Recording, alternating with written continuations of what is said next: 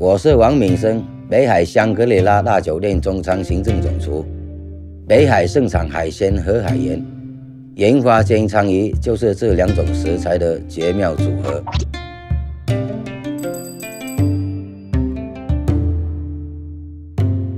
处理干净的鲳鱼切成1指宽1块，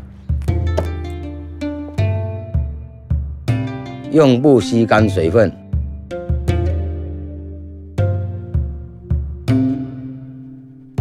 先把煎锅烧热至冒烟，倒入花生油，摇晃一下，让锅子浸满油，再把多余的油倒出来，然后调中火，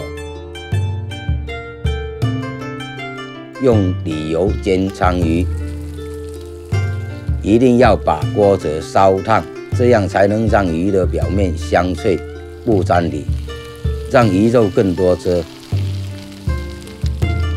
慢慢把鱼两面都煎至金黄色，最后加入粗海盐，翻拌一下，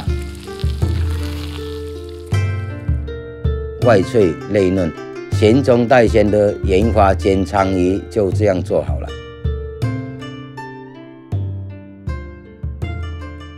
因为我们今天用的鲳鱼比较大。 把它切成块是更好的入味。你如果平时在家里买那些小条的，可以把它花刀，然后整条煎也是可以的。因为这个鲳鱼本身那个肉质比较粗糙、结实，就适合拿来煎。马友鱼、马鲛鱼也是比较适合拿来这样子做。北海盛产粗颗粒海盐，颗粒比较大，没那么快融化，不会很咸，也很好的起到提咸的作用。